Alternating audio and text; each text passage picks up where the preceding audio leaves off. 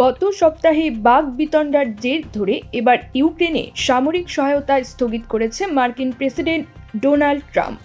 White হাউসের একজন কর্মকর্তা এ তথ্য জানিয়েছেন। খবর রয়টার্স।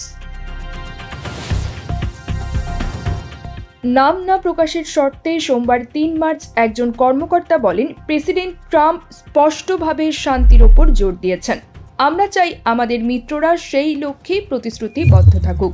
এজন্য সামরিক সহায়তা স্থগিত করা হয়েছে এবং এটি সমাধানে পৌঁছানো না পর্যন্ত এটি বিবেচনার মধ্যে থাকবে।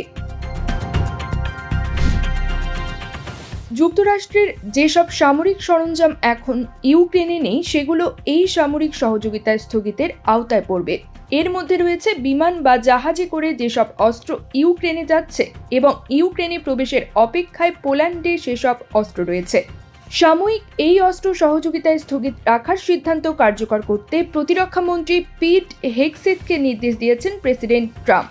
কতদিন পর্যন্ত সামরিক সহায়তা স্থগিত রাখা হবে সে সম্পর্কে হোয়াইট হাউস তাৎক্ষণিক কোনো মন্তব্য করেনি।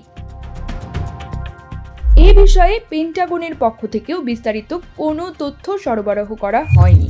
বিষয়টি নিয়ে মন্তব্যের জন্য জেলেনস্কির অফিসে রয়টার্স যোগাযোগ করলেও তাতে সাড়া দেয়নি।